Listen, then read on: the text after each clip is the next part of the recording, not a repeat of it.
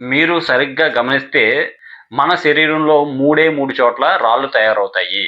ఎవరికైనా ఈ 3 చోట్లనే రాళ్ళు తయారవుతాయి. 1 కిడ్నీసు, 2 గాల్ బ్లాడరు, 3 అపెండిక్సు, యూరినరీ బ్లాడర్. 3 అని చెప్పి 4 చెప్పానంటే అనుకోకండి. శరీరంలో ఎన్ని అవయవాలు ఉండగా పేగులు ఇయన్నీ ఉండగా ఈ 3 చోట్లనే ఎందుకు రాళ్ళు తయారవుతాయో అనే డౌట్ మీకు రావాలి. ఎందుకంటే ఈ మూడాట్లకి ఒక కామన్ పాయింట్ ఉంది. ఫ్లో. గాల్ బ్లాడర్ అనేది అంటే పసరతిత్తు అంటారు కదండి. లివర్ నుంచి తయారైన బైల్ స్టోరేజ్ అవుతుంది. ఈ బైల్ అనేది గాల్ బ్లాడర్ లోకి వెళ్ళడానికి, అందులో నుంచి బైల్ రావడానికి ఒకటే వే ఉంటది. ఒకే వేలో వెళ్ళి తిరిగి మళ్ళీ రావాల్సినప్పుడు అక్కడ కొంచెం ప్రెజర్ ఏర్పడి అక్కడున్న ఒక సాలిడ్ మెటీరియల్ కానీ స్లడ్జ్ లాగా ఏర్పడి అది ఆ రాపిడికి కాలక్రమేణా ముద్దలా తయారయ్యి అది నెమ్మదిగా రాయిలా తయారవుతుంది. కిడ్నీలో కూడా సేమ్ అంతే. యూరిన్ ఫిల్టర్ చేస్తాయి. దానికి కూడా కిడ్నీలోంచి వెళ్ళిన తర్వాత ఇంకొక వే ఏమి ఉండదు.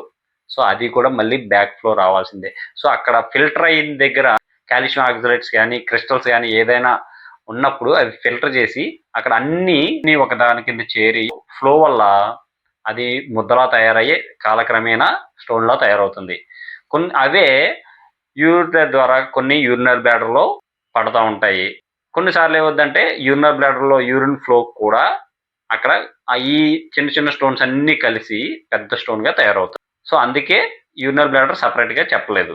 సో ఇంకొకటి, చాలా మందికి అపెండిక్స్ లో కూడా రేర్ గా రాళ్ళు తయారవుతాయి. లేదంటే అపెండిక్స్ ప్రాబ్లమ్స్ చాలా మందికి వస్తూ ఉంటాయి. ఎందుకు అంటే అపెండిక్స్ అనేది చిన్న పేగులో నుంచి అబ్జర్వ్ అవ్వగా మిగిలిన ఆహారం అంతా పెద్ద పేగులోకి వెళ్ళే జంక్షన్ దగ్గర ఉంటుంది అపెండిక్స్. సో ఈ అపెండిక్స్ కూడా వేరే ద్వారం ఏం లేదు. అందులోకి ఫుడ్ మెటీరియల్ ఏది వెళ్ళినా మళ్ళీ అదే వేలో బయటికి రావాలి.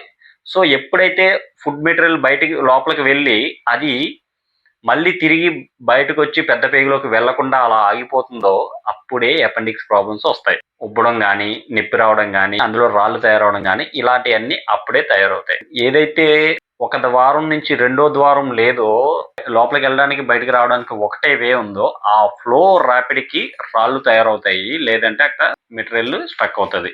సో అందుకే ప్రాబ్లమ్స్ వస్తాయి. సో అదర్వైజ్ కొంతమంది రాళ్ళు కూడా మింగేస్తూ ఉంటారు. అయినా కానీ వాళ్ళకి స్టమక్ లో కానీ, పేగులో కానీ, లేకపోతే ఇంకో దగ్గర కానీ ఎక్కడ రాళ్ళు ఉండవు. కానీ ఈ 3 చోట్లనే రాళ్ళు ఉంటాయి. సో ఇలాంటి మరిన్ని విషయాలు తెలుసుకోవాలంటే మన ఛానల్ ఫాలో అయ్యి సబ్స్క్రైబ్ చేయండి, గంట సింబల్ ఆన్ చేసుకోండి, లైక్ చేసి కామెంట్ చేయడం మాత్రం మర్చిపోకండి. Thank you.